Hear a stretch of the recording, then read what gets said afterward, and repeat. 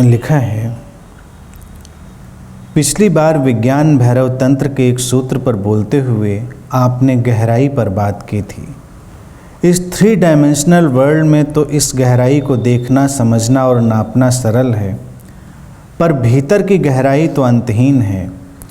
व्यक्तित्व की गहराई जानना अपने में एक विशेष नज़र की मांग रखता है और हमें ऐसा लगता है कि ऐसी दृष्टि का ताल्लुक़ हमारी संवेदनशीलता और इंट्यूशन से है, और जो व्यक्ति जितना अपने भीतर जाकर खुद को जान पाता है उसकी नज़र उतनी ही गहराती है और गहराई की समझ उसमें आती है। क्या अपने भीतर उतरना पर्याप्त है? कृपया इस बात को कुछ और स्पष्ट करें।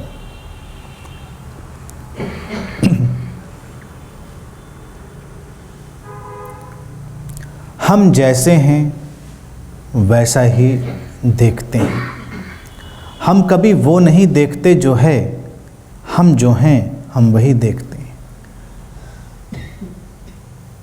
पहली स्थिति की बात मैंने की थी कि हम जो देखते हैं वैसे ही हो जाते हैं।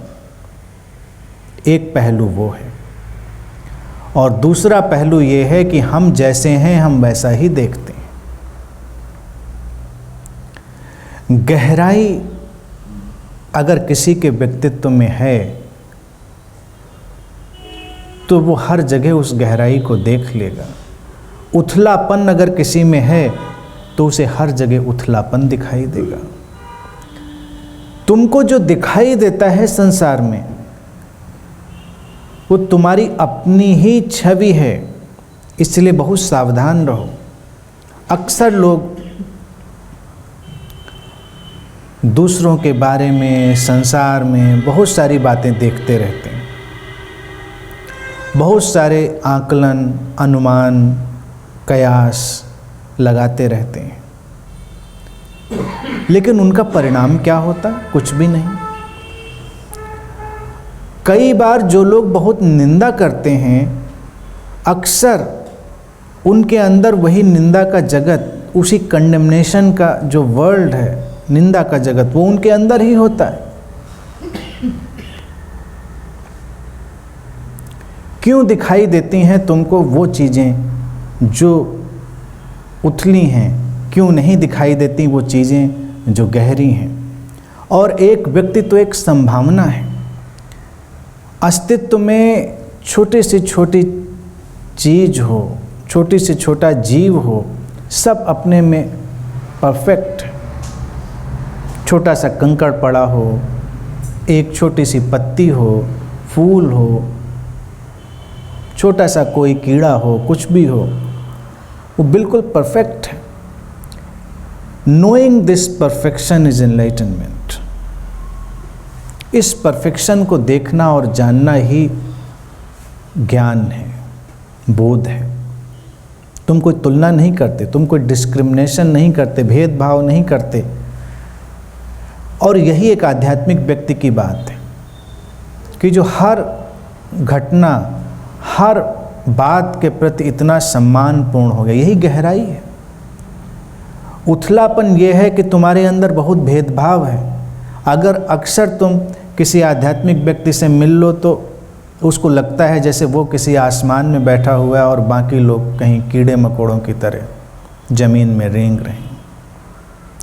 इसीलिए आध्यात्मिक व्यक्ति हर को समझाने में लगा हुआ है, सुधरो, ठीक हो, तुम बिगड़े हो तभी तो सुधरोगे। मैं सुधरा हूँ, तुम बिगड़े हो, मेरा काम है तुम्हें सुधारना। कितना मज़ा आता है उसको बैठकर लोगों को सुधारने में। कभी ऐसे नेताओं की और गुरुओं की आंखों की चमक देखो, वो चमक थोड़ी विक्षिप्तता से भरी होती है क्योंकि दूसरों को सुधारने की चमक है।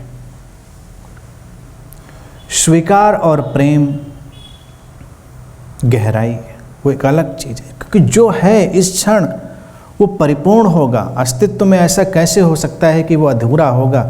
ये गहराई की दृष्टि है, लेकिन वो तुम्हें अपने अंदर उतर कर पहले उसे देखना पड़ेगा। किसी व्यक्ति को तुम देखते हो और तुमको वो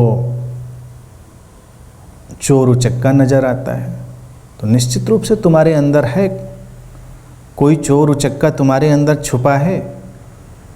नहीं तो तुमको क्यों दिखाई देगा? तुम अपनी ही छवि को देख रहे हो, तुमको वो चीज़ पता क्यों चल जाती है? एक बार एक महात्मा मेरे पास आते थे। अच्छा भला आश्रम उनका था, शिष्य थे। तो एक दिन मुझसे कहने लगे, समाज में कितनी अनीति और अनैतिकता फैल रही है, शहर में निकलो इतने गंदे गंदे पोस्टर फिल्मों के लगे होते हैं। मैंने उनसे पूछा कहाँ लगे होते हैं?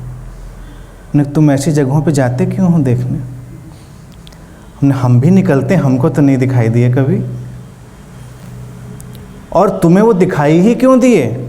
अगर तुम नहीं भी गए थे उन जगहों पर तो तुमको वो दिखाई ही क्यों दिए? क्योंकि तुम देखना चाहते थे।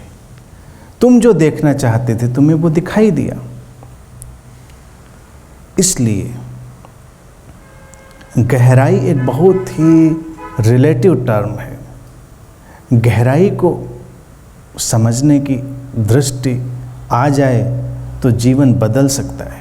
जीवन सुधारकों से नहीं बदला, जीवन निंदकों से नहीं बदला जो दूसरों को निंदा करके सुधारने में लगे हैं। जीवन उनसे बदला जो सतह के पार कुछ देख सकते थे। हर व्यक्ति के भीतर वो गहरी दृष्टि है, उनसे बदला। छोटी सी घटना तुमने कई बार सुनी होगी कि बुद्ध जंगल से जा रहे हैं, भगवान बुद्ध, एक हत्यारा, एक मर्डरर अंगुलीमाल उनके सामने आता है।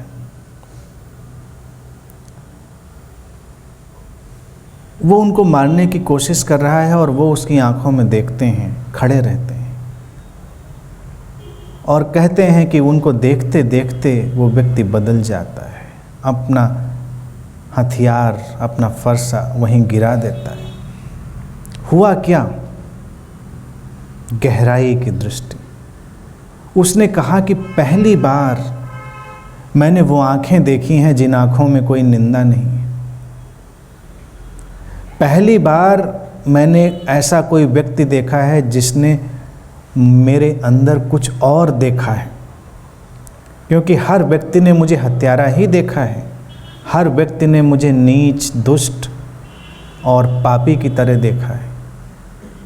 कौन हैं आप? बुद्ध पूछते, मुझे नहीं पता तुम हत्यारे हो, पापी हो, क्या होता है ये सब? तुम्हारे अंदर जो परम संभावना है, द अल्टीमेट पॉसिबिलिटी, मुझे तो वही दिखाई दे रही है। तुम एक इंसान हो। आदमी कुछ भी कर सकता है परिस्थितियों बस, लेकिन उसके अंदर तो वही परम संभावना सोई है। बुद्ध कहते हैं मुझे तो कुछ और दिखाई ही नहीं देता तुम्हारे अंदर। तुम्हारे अंदर कुछ सोया पड़ा है जो जन्म नहीं ले पाया, इसलिए घास फूस उगाई उसके ऊपर। कई बार अगर कुछ शुभ विकसित ना हो पाए और उस शुभ के ऊपर हम ध्यान ना दे पाएं तो अशुभ उग आता है, लेकिन वो महत्वपूर्ण नहीं है। कहते हैं वो व्यक्ति तत्क्षण वहीं का वहीं बदल गया, रूपांतरित हो। उन्होंने कुछ ऐसा जादू नहीं किया था। गहराई की दृष्टि। हम लगातार प्रेम की बात करते हैं, और प्रेम में आकर्षण क्यों है? क्योंकि प्रेम की घटना में पहली बार कोई व्यक्ति तुम्हें व्यक्ति की तरह देखता है, एक टोटलिटी की तरह देखता है, इसीलिए तुम बदलते हो। एक गहरी दृष्टि। कोई किसी को काम वासना की दृष्टि से देखे व्यक्ति संकुचित हो जाता है। क्यों? क्योंकि वो उथली दृष्टि है। तुम किसी का उपयोग करना चाह रहे हो, तुम किसी को वस्तु में बदलना चाह रहे हो, इसीलिए व्यक्ति आक्रमण अनुभव करता है। तुम किसी से कोई मतलब निकालना चाह रहे हो और वैसे उसको देख रहे हो, वो उसको सीमित करती है। तुम किसी के ऊपर कोई अपनी बात आरोपित करना चाह रहे हो और तुम उसको देख रहे हो, वो उसको लिमिटेड करती है, सीमित करती है। और कभी तुम प्रेम से भरकर किसी को देखते हो बिना किसी तुलना, बिना किसी मूल्यांकन के, पूरे स्वीकार से, अचानक व्यक्ति ऊपर उठ जाता है, अचानक उसकी सीमाएं धुंधली पड़ती हैं और वो अपने को ऊपर उठता हुआ अनुभव करता। इसीलिए उस प्रेम की दृष्टि का आकर्षण सभी को है। वही प्रेम की गहराई है और वही जीवन की गहराई है, वही ध्यान की गहराई है। वो गहराई अपने अंदर लानी, एक साधक को वही गहराई लानी है। हम जिसकी बात निरंतर कर रहे हैं वो वही है कि जब तुम अपनी साधना में हो तो इस तरह से अपने अंदर गहरे जाओ कि तुम्हारे अंदर तुलना और मूल्यांकन गिर जाए। जो जैसा है वैसा है। अनेक विचार, अनेक विपरीतताएं एक साथ रह सकती हैं, उनमें कोई अड़चन नहीं है। कोई किसी भी बात को समझ सकता है, कोई किसी भी रास्ते पे चल सकता है। अगर किसी को ये बात समझ में आती है तो ये गहराई है, ये गहरी बात है। तुम जैसे चलना चाहते हो तुम वैसे चलो, दूसरा जैसे चलना चाहता है उसको वैसे चलने दो। तुम जियो और दूसरे को भी जीने दो। छोटी सी बात, तुम भी चलो और दूसरे को भी चलने दो। न तुम्हारी बात पूरी तरह सही हो सकती है, न दूसरे की बात पूरी तरह सही हो सकती। कौन जाने किसके लिए क्या बात सही है। तुम कौन होते हो कि हर बात को बिल्कुल फिक्स कर देने की इच्छा रखते हो। अगर हम ऐसे लोगों का एक समूह निर्मित करें, तुम देखो वहाँ कितना विकास है। कल्ट का जो मैं विरोध रखता हूँ वो यही है, कल्ट एक विचार पर निर्मित होता है। हर कल्ट का अपना एक विचार है और वो कल्ट अपने से विपरीत विचार को सुनना नहीं चाहता, कहेगा नहीं, वो रुक गया। फिर हर कल्ट अपने विचार को इम्पोज करना चाहेगा, श्रेष्ठ बताना चाहेगा। वहाँ पर गहराई खो जाती है। वहाँ तक बात ठीक है कि तुम्हारे लिए ये ठीक हो सकता है, दूसरे के लिए वो ठीक हो सकता है। किसी के लिए कोई रास्ता, कोई विचार, कोई प्रक्रिया, किसी के लिए कोई, सबकी अपनी अपनी आज़ादी है और ये गहराई है। फिर अध्यात्म के इतने मायने हैं कि अध्यात्म को देखना तुम्हारे लिए संभव नहीं हो पाएगा कि तुम कैसे गिनोगे कि ये व्यक्ति आध्यात्मिक है और ये व्यक्ति आध्यात्मिक नहीं है। भारत में ये डाइवर्सिटी, ये विभिन्नता हमेशा रही। इतने इतने मतों, रास्तों पर चलने वाले लोग थे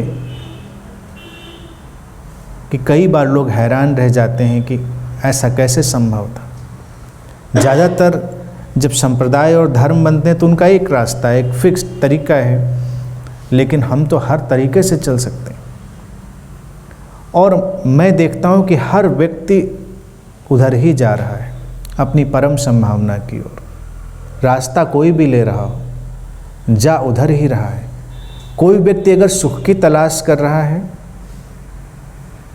चाहे वो ट्रांजिएंट चीज़ों में कर रहा हो, क्षणभंगुर चीज़ों में कर रहा हो, लेकिन हर व्यक्ति उस अंतहीन, एंडलेस सुख की ही तलाश कर रहा है, उस आनंद की ही तलाश कर रहा है।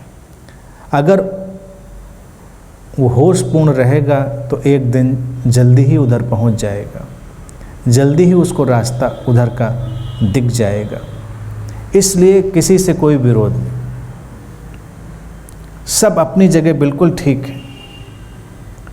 हर व्यक्ति तलाश उसी को रहा है।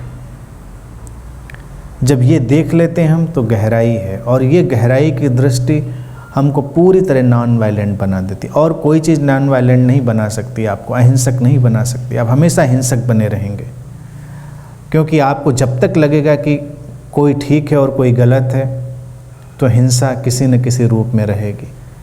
जब आपको ये दिख जाता है कि सब अपनी अपनी जगह पर ठीक हैं तो हिंसा विदा हो जाती, स्वतंत्रता पैदा होती है, और वही गहराई है।